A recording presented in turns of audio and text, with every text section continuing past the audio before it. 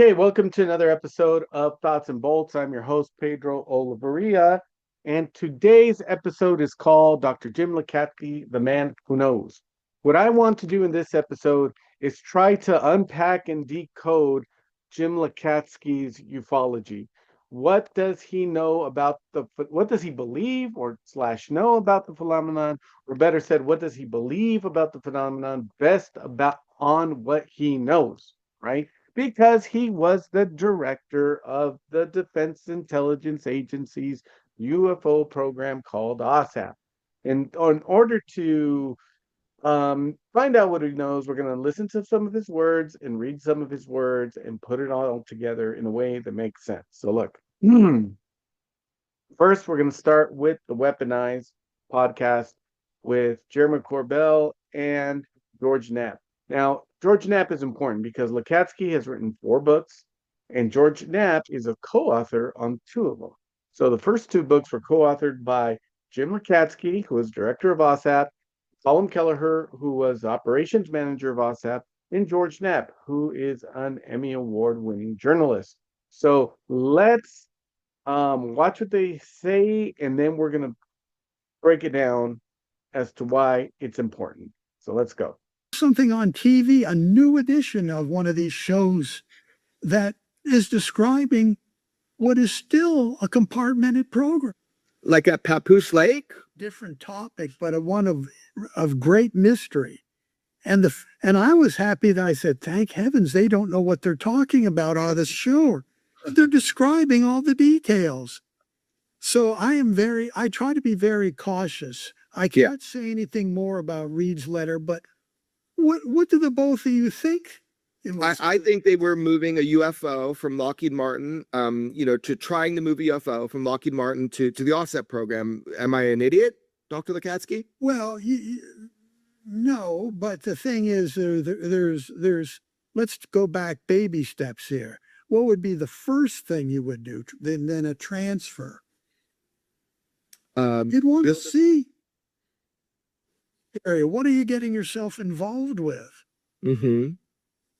So that's so let's not put too many words to that letter. It could be an inspection. It could be we were looking for a list. That's the first step. That's an even further baby step. We were looking for a list that was known to exist. A list of what? Where UFO craft, like Hal Puthoff said, we have 10 or more where they're being held and what materials they are? Well, I don't know if it would have been where they're held, but we were looking for a list. So you shouldn't put too much into that letter other than it was a broad request for us. Now, we were able to look for the list. Let's jump off that for a moment. And guess what? It had disappeared. List of what? Disappeared. A list of what? Recovered materials. Recovered materials. Huh. It was a list, but we were given the exact location, and it was gone from there. And it couldn't be gone by any normal means. So someone removed it. But let's go baby steps, and that's what I'm trying to teach in the book. Go baby steps. If people want to get 100% answer, no one has that to give you. So plan out how you're going to research and verify, and don't dismiss deception. Well, is the word deception from, let us say, suspected aliens? Let's use that. Don't dismiss deception on broad terms. Their part. Oh, the messengers of deception, meaning the visitors themselves could be deceiving humanity? Haven't both you and George encountered professors in school? And I certainly did in engineering and science. They were game players. They wanted to make you think by playing games. Sometimes they went too far. They just plain weren't doing their job as an instructor. So I don't want to be like that, but they wanted to have you come to your own conclusions. The data is there. There's a lot of stuff in these books. And I'm not selling these things, because remember, Their hard copies are no, I guess we sell a fair amount of those, but the electronic copies are fine for getting the gist. The verbal copies, well, I'm a person where words go in one ear and out the other. Well, hold on, George, is Dr. Lacatski saying that we can't dismiss deception from the visitors themselves? That's what I'm saying. You see it throughout your life. I've seen it throughout my life. Yes, in school. Okay, got you. It's a standard technique. I'm handing it over to George. I'm doing my best. I'd like to return to so This is what I think he's trying to get at. Okay. I live in Asia. My bachelor's was in Asian humanities. Okay. I've talked about this on Twitter before, years ago. The concept of upaya, or as it's called in Chinese, fangbian, or as it's called in Japanese, hoben, which can be translated as convenience. But there's a story from the Lotus Sutra, okay? And in the Lotus Sutra, it goes that there were a bunch of children playing in a house, okay, an old house, and it was an old kind of rickety house, kind of borderline dangerous, so old. And there was the old man, the grandpa, and basically the kids were playing in the house, and the house caught on fire, right? But they were so busy playing games they couldn't realize that the house was on fire. Okay, that's how kids are, right? Like super focused, can't notice what's around them, right? The game was so good. And so the grandpa said, "Hey guys, look outside." Well, first of all, he said, "The house is burning." They didn't listen to him. Then he said, "I have an idea." So he tells them, "Hey kids, go outside and you'll see three chariots. There's like a golden chariot pulled by two goats. There's like a silver chariot pulled by two deers, and there's a really cool big white chariot pulled by two oxen." Right now, I might be butchering the Lotus Sutra, but forgive me if I am, without Buddhist. And when he told them that, they all came outside to check it out. And in reality, there were only three chariots of one kind. Uh, the big white one driven by the oxen, right? And in the Lotus Sutra, this is basically explaining how the Mahayana Buddhism is different from what we might call the older historical texts. The Buddhism explained there. The Bodhisattva path explained in the Lotus Sutra doesn't require celibacy. It doesn't require monasticism, but it does require, ethical living and meditation, and not just being ethical, but actively doing good in order to help people on the path of salvation, right? So that's not just like feeding people and clothing the naked, but also, if possible, teaching the Dharma. But that's the Bodhisattva path, right? And according to the Lotus Sutra, that'll get you to enlightenment eventually. But really, what it's saying is that, look, the path of the Buddha's original followers, who are like these wandering beggar monks, right? And the path of the guy, meditating in a cave alone. They all work, but ultimately they're all just versions of the Bodhisattva path, which is the one I just described.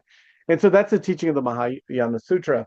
And so upaya, or hoben in Japanese, I mean, it's not a white lie, and it's not lying for a good cause. What it is oversimplifying a teaching and not giving the exact teaching so that people can do the oversimplified one, or maybe the less accurate one, and understand the less accurate teaching, because ultimately it's all pointing to the actual reality, right? Or something like that.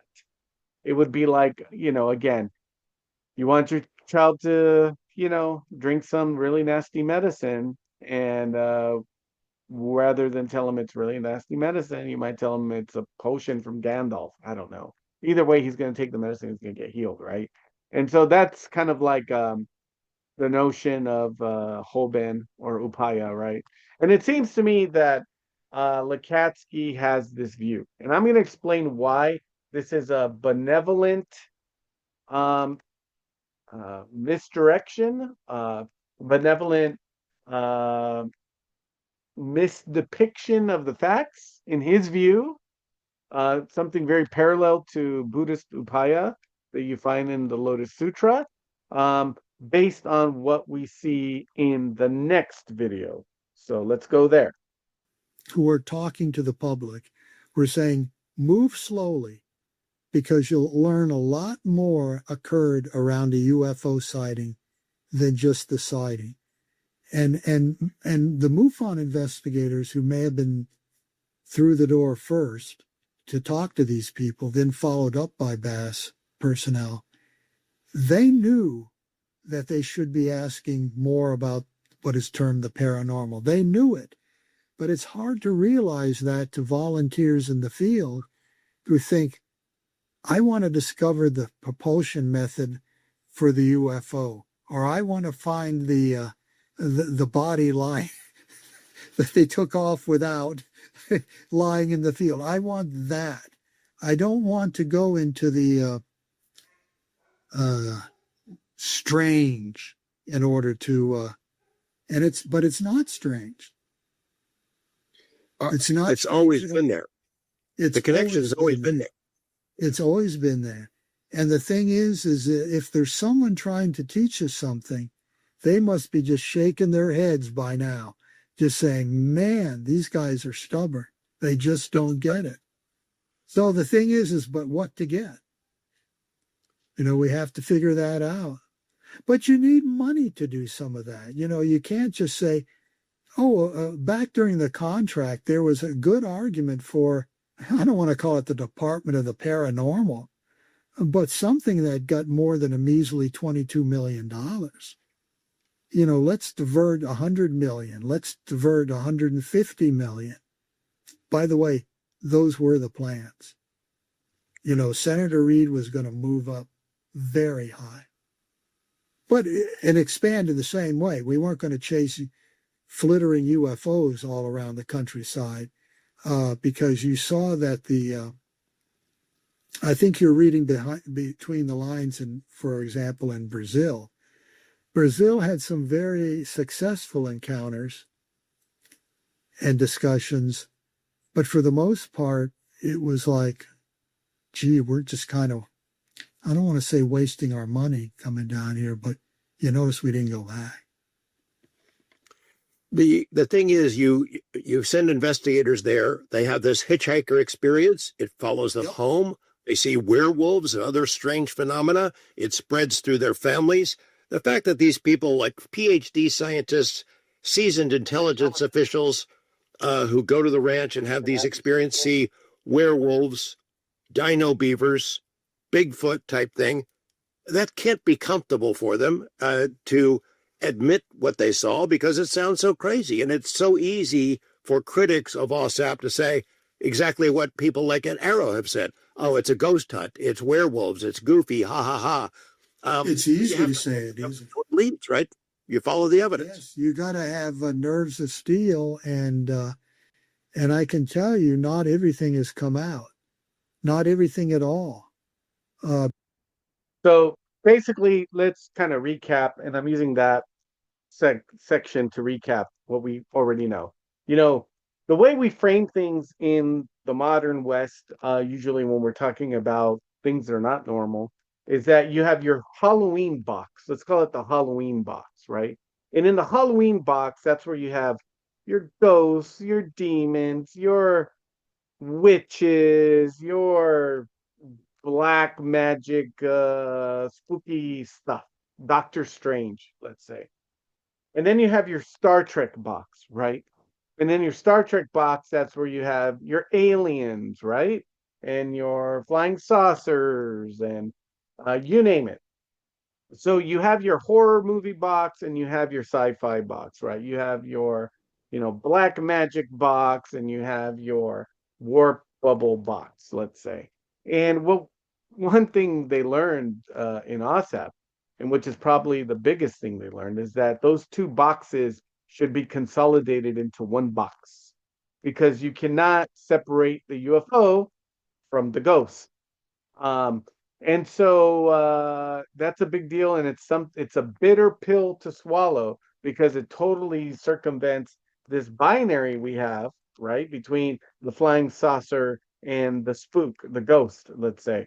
And again, isn't that what the spectral revolution is all about? If you've been following me with Prometheus and Atlas, so keep that in mind, and keep that in mind as we listen to the next segment.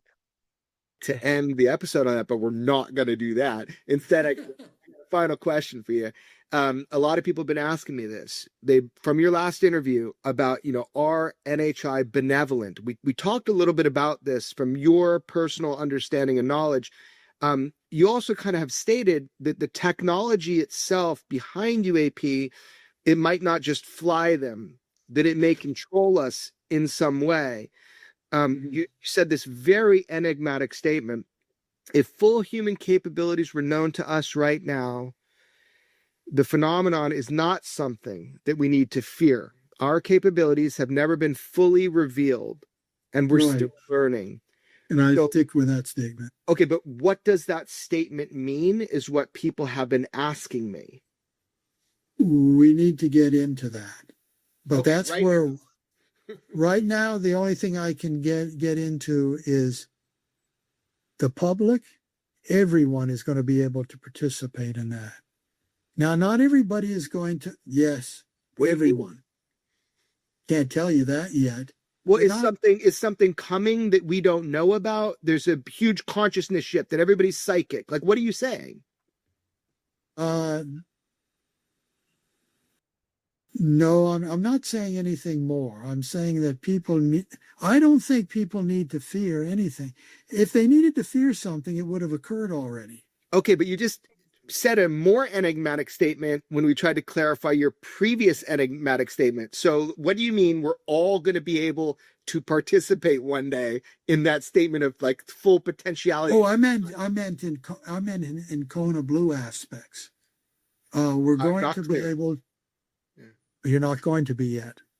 We need to define what is in Kona Blue. And let me tell you, it's much more than going and getting what some have described as 60-year-old parts.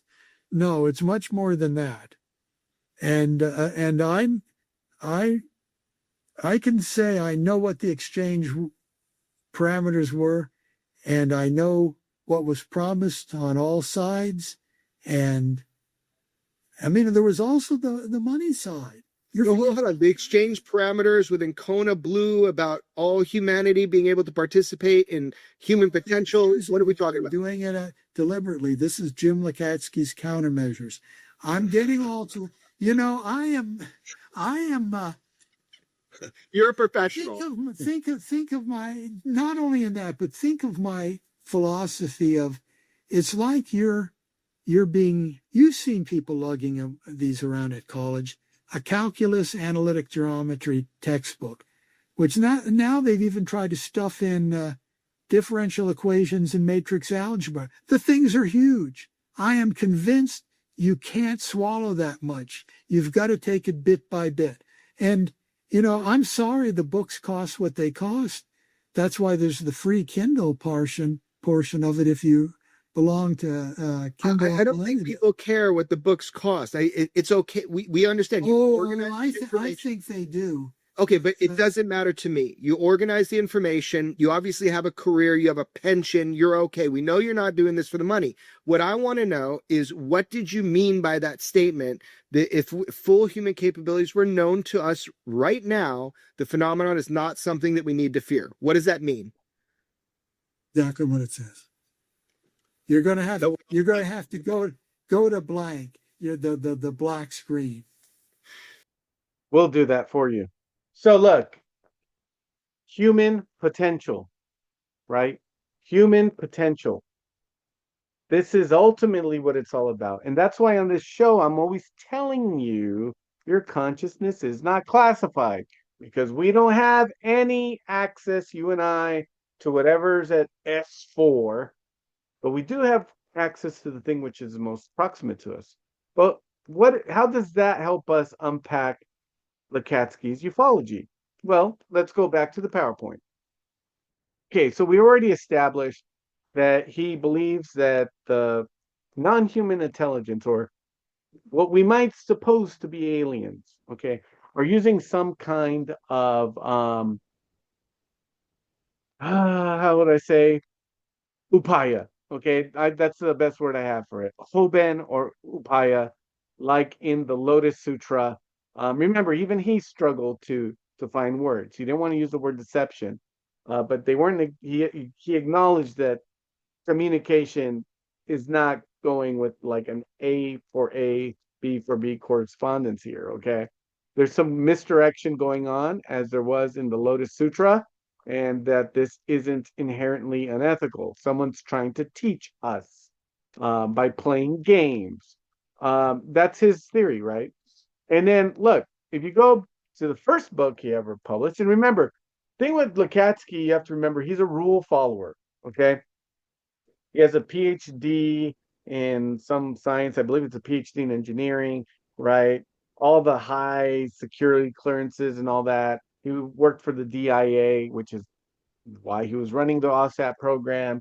Okay, and he's not going to break classification. So that's why all his books are going through the Defense Office of Pre-Publication Security Review. And he's not straying from those books one syllable, not one letter extra. Okay.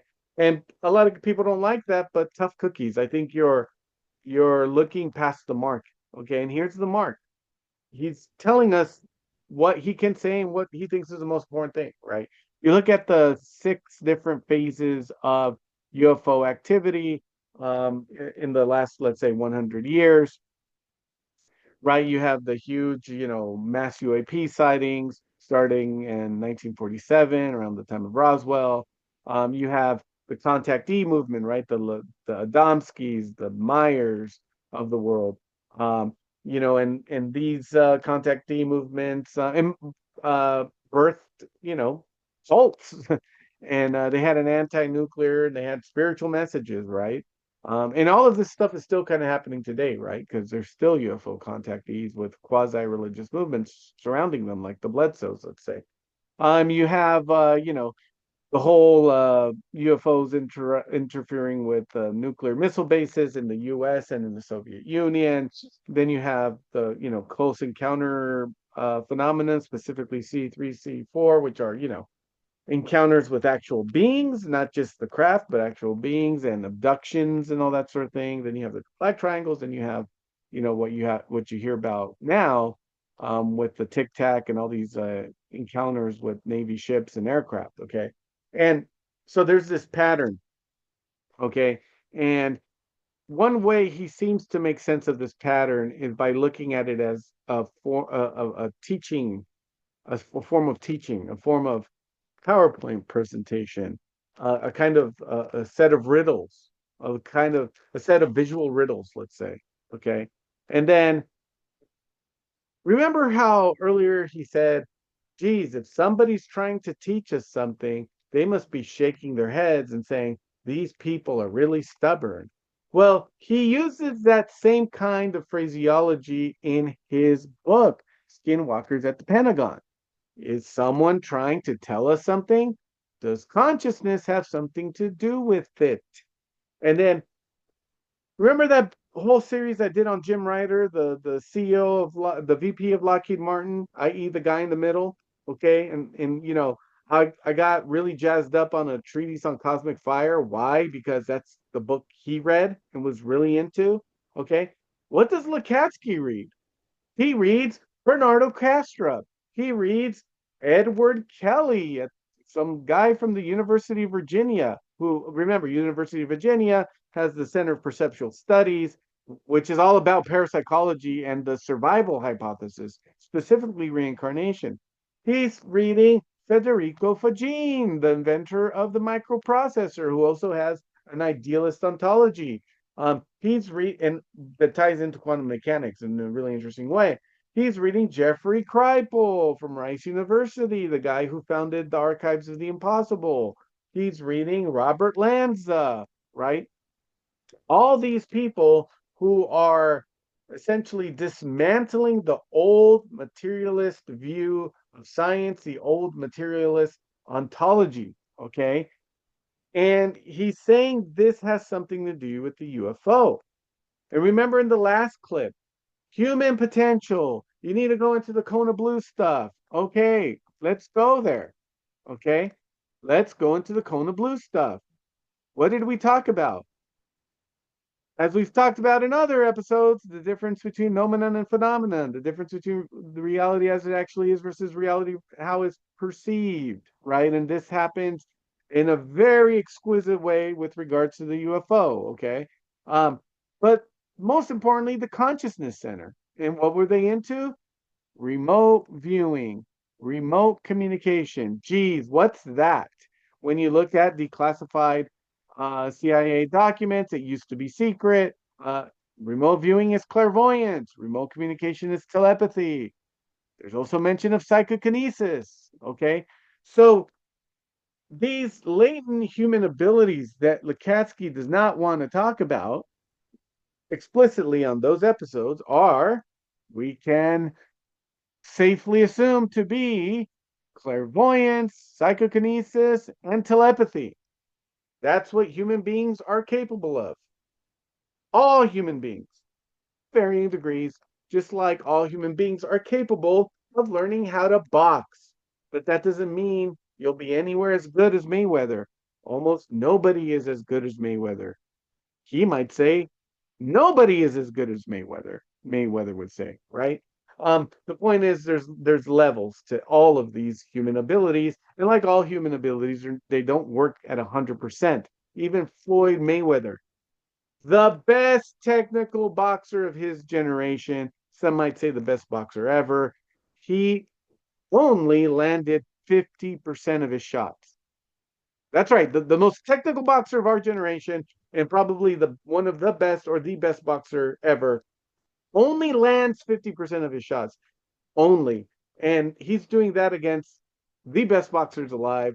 And he's doing that with his eyes open, right? So these are human abilities, just like any other human abilities. These are the human potential. And Lacatski says that if we understand that, we have nothing to fear. So, um, so this is what I think. If I'm going to unpack Lacatski's ufology, and by the way, remember he was in contact with Jim Ryder. That's how they were going to do the tech transfer from Lockheed to Bigelow Aerospace, right? From Lockheed back into the government through this other contractor, right?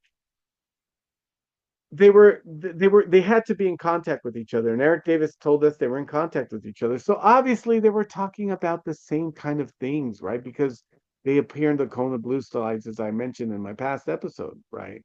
Um, but basically, Lacatski's ufology in a nutshell is this: we don't know who they are, and that's probably by design. They're trying to teach us something through visual sensory riddles, and that something is about our potential, what we're capable of, namely clairvoyance, psychokinesis, and telepathy, and that those things point to, and they are trying to point to, some kind of idealist metaphysics, maybe even monistic idealism. Yeah, I'm not a fan of monistic idealism. Um, we've talked about that on the show. I think it's a form of spiritual apathy and intellectual apathy, or can lead to that. Look at the civilizations that were based on monistic idealism. Tell me what they invented. Did they get to the moon? Not trying to knock them at all. I'm just saying, some models of reality are good for some things and horrible for other things. Um, and so I think, yeah, I'm not a fan of monistic idealism, but um, so what? Who cares about my opinion? We're trying to reconstruct his opinion. And his opinion, I think, if we look at what he said and what he's written, is once again, there's a non-human intelligence on the planet. We don't know who or what they are. That seems to be by design. They're trying to teach us through sensory riddles. Okay, the UFO phenomenon is part of that. What are they trying to teach us? Well, they're trying to teach us some kind of form of monistic idealism, some metaphysics of monistic idealism, a la the Vedanta, a la Parmenides, a la Bernardo Castro, and that if we understand that, we'll be able to understand our own capabilities, which include, clairvoyance, psychokinesis, and telepathy. Okay. So that's my reconstruction of Lacatski's ufology, what he's trying to say in so many words. Please, please, please buy these books. I think they're excellent. And I think whether I'm right or wrong, Lacatski would agree with me when I tell you that consciousness is not classified. So learn how to meditate, learn how to do psychic stuff, read Lacatski's books, and you'll learn more about the UFO phenomenon by doing that than by any other way. Good night.